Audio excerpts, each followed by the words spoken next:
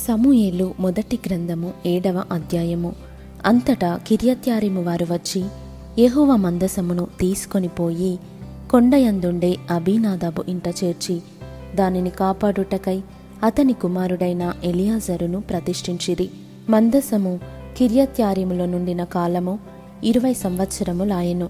ఇశ్రాయేలీయులందరూ యెహోవాను అనుసరింప దుఃఖించుచుండగా సమూయేలు ఇశ్రాయేలీయులందరితో ఇట్లనెను: మీ పూర్ణ హృదయముతో యెహోవా యొద్దకు మీరు మల్లుకొనిన ఎడల అన్యదేవతలను, అష్తారోతు దేవతలను మీ మధ్య నుండి తీసివేసి పట్టుదల కలిగి యెహోవా తట్టు మీ హృదయములను త్రిప్పి ఆయనను సేవించుడి.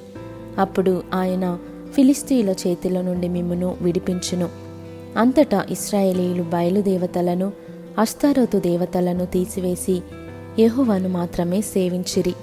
అంతటా సమూయేలు ఇశ్రాయేలీయులందరినీ మిస్పాకు పిలువనంపుడి, నేను మీ పక్షమున యెహోవాను ప్రార్థన చేతునని చెప్పగా వారు మిస్పాలో కూడుకొని నీళ్లు చేది యెహోవా సన్నిధిని కుమ్మరించి ఆ దినము ఉపవాసముండి యెహోవా దృష్టికి మేము పాపాత్ములమని ఒప్పుకొనిరి.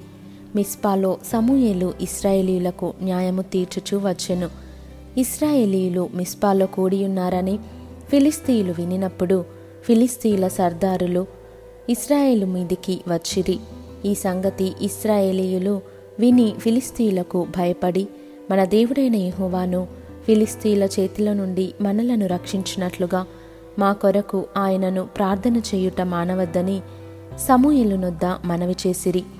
సమూయేలు పాలు విడువని ఒక గొర్రెపిల్లను తెచ్చి యెహోవాకు సర్వాంగ బలిగా అర్పించి ఇశ్రాయేలీయుల పక్షమున యెహోవాను ప్రార్థన చేయగా యెహోవా అతని ప్రార్థన అంగీకరించెను. సమూయేలు దహనబలి అర్పించుచుండగా ఫిలిష్తీయులు యుద్ధము చేయుటకై ఇశ్రాయేలీయుల మీదికి వచ్చిరి. అయితే యెహోవా ఆ దినమున ఫిలిష్తీయుల మీద మెండుగా ఉరుములు ఉరిమించి వారిని తారుమారు చేయగా వారు ఇశ్రాయేలీయుల చేత ఓడిపోయిరి. ఇశ్రాయేలీయులు మిస్పాలో నుండి బయలుదేరి బేత్కారు వరకు ఫిలిష్తీయులను తరిమి హతము చేసిరి.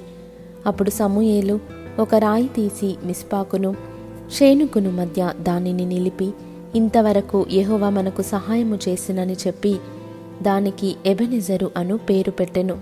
ఈలాగున ఫిలిష్తీయులు అనపబడిన వారై ఇశ్రాయేలు సరిహద్దులోనికి తిరిగి రాక ఆగిపోయిరి. సమూయేలు ఉండిన దినములన్నిటను యెహోవా హస్తము ఫిలిష్తీయులకు విరోధముగా ఉండెను. మరియు ఫిలిష్తీయులు ఇశ్రాయేలీయుల యొద్ద నుండి పట్టుకొనిన పట్టణములు ఇశ్రాయేలీయులకు తిరిగి వచ్చెను.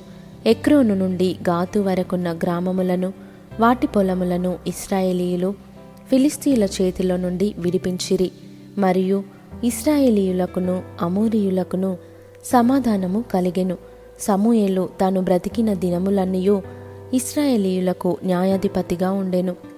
ఏటేటా అతడు బేతేలునకును గిల్గాలునకును మిస్పాకును తిరుగుచు ఆ స్థలములయందు ఇశ్రాయేలీయులకు న్యాయము తీర్చుచూ వచ్చెను.